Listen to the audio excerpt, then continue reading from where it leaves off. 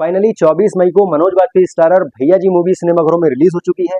ये action drama movie है। Movie देखने के बाद इसका जो ड्रामा जॉनरा है उसको चेंज करके मैं करना चाहूंगा ड्रामेबाजी। हालांकि एक्टिंग मनोज बाजपेयी ने नेक्स्ट लेवल की है, टॉप की एक्टिंग की है।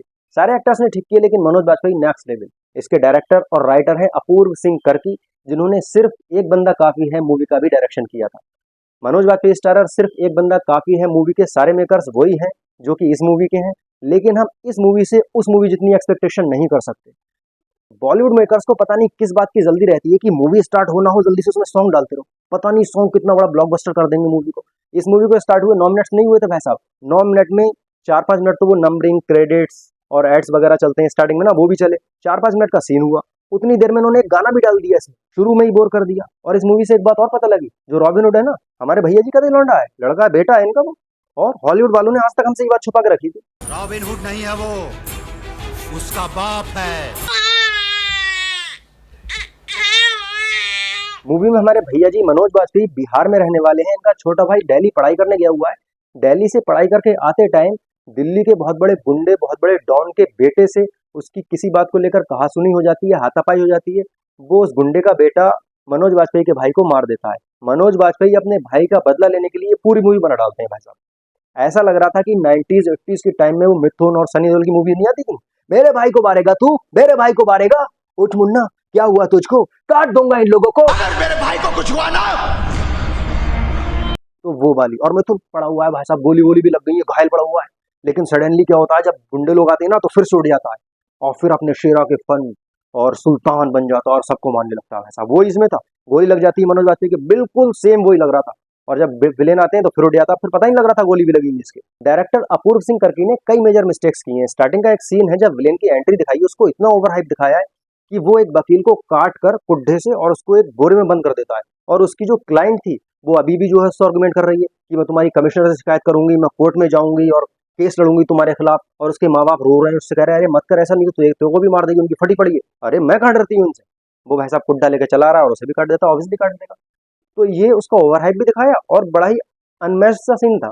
जो सीन्स की सिचुएशन का रूल होता है उसको डायरेक्टर फॉलो नहीं कर पा रहा था ठीक से। एक सीन और है जब भैया जी के गोली लग जाती है, वो ऊपर से नदी में गिर जाते हैं और गिरने के बाद वो कहीं खो जाते हैं। तब जो विलेन था वो उनका फोटो और उनकी माँ का फोटो सब जगह भेज देता है कि इनको ढूंढो, कि ये जो है कहीं छुपे हुए होंगे। इस सीन तक विलेन की और भैया जी की माँ की मीटिंग ही नहीं हुई थी। विलेन जानता ही नहीं था भैया जी की माँ है या नहीं है, कोई पता, कुछ भी पता नहीं था। तो फिर विलेन के पास फोटो कहाँ से आ गया, और उसकी माँ अभी तक दिल्ली भी नहीं आई थी। फिर उसने फोटो क्यों भेजा कि भैया सबको भेजा कि इनकी माँ को ढूंढ लो। सीन्स की सिचुएशंस को डायरेक्टर ठीक तरह से क्लियर नहीं कर पा रहा था। एक सीन स्टार्टिंग का ये, जब भैया जी के छोटे भाई की डेथ हो जाती है, मर्डर हो जाता है, तो इंस्पेक्टर कॉल करता है कि आप कौन बोल रहे हैं, मैं ये भैया जी बोल रहा हूँ। अच्छा तो दिल्ली चले आइए। उसको कैसे पता था कि भाई साहब आउट ऑफ दिल्ली से बोल रहे हैं, ना उसने पूछा। इस सीन को क्लियर कर सकता था डायरेक्टर कि मेरे को कुछ सामान मिला आपके भाई की डेड बॉडी से, उसमें आइडेंटिटी कार्ड, वो बिहार का है, तो आप बिहार से बात कर रहे हैं। हाँ बिहार से बात कर रहा हूँ। अच्छा तो दिल्ली चले आइए। ऐसा कोई भी कुछ भी करके क्लियर कर सकते थे। अच्छा जो एक्शन मास्टर है, फाइटिंग डायरेक्टर, उसने भैया जी को बना दिया सुपर हीरो, कैप्टन अमेरिका। बिना सुपर सीरम पिए उनको भाई साहब ऐसे से स्टंट करा रहा है। एक सीन है, ट्रेन खड़ी हुई है रेलवे स्टेशन का, ट्रेनों पे उड़ रहे हैं भैया जी, जंप कर रहे हैं और उड़ उड़ के मार रहे हैं। फाइटिंग स्किल्स भी वो वाले जो पेशेवर फाइटर होते हैं, बहुत तेज पंच करना और स्टंट करना तरह तरह के। और भैया जी तो भैया जी की जो 100 किलो की प्रेमिका दिखाई है वो भी भाषा बोल रही है, इतनी भारी होकर उड़ उड़ के मार रही है, और वो भी फाइटर है। और उसके बाद वो स्नाइपर भी, स्नाइपर वो गन लेकर और उसे शूट कर रही है दूर से। बिहार की पृष्ठभूमि पर बनी हुई मूवी में आप ऐसे सीन्स दिखा रहे हैं जो कि बहुत नेक्स्ट लेवल के जो फाइटर होते हैं, जो कि जासूसी फिल्में स्पाई यूनिवर्स में जैसी बन रही है उस तरह का कुछ दिखा रहे हैं आप। ऐसी मूवी में बड़ा ही अननेसेसरी, अनमैच्ड और ओल्ड सा लग रहा था भाई साहब।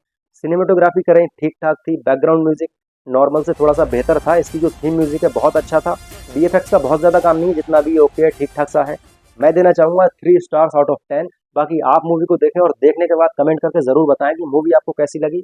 मूवी को एंजॉय करना चाहते हैं, इंपॉर्टेंट लिंक मेरे व्हाट्सएप चैनल पर मिल जाएगा। व्हाट्सएप चैनल का लिंक इस वीडियो के डिस्क्रिप्शन में मिल जाएगा, वहां से जाके ज्वाइन करके मूवी को एंजॉय कर सकते हैं। मैं हैरी इंडियन क्रिटिक्स ऑनर से, प्लीज अपने भाई के इस चैनल को जरूर सब्सक्राइब करें। Bye bye.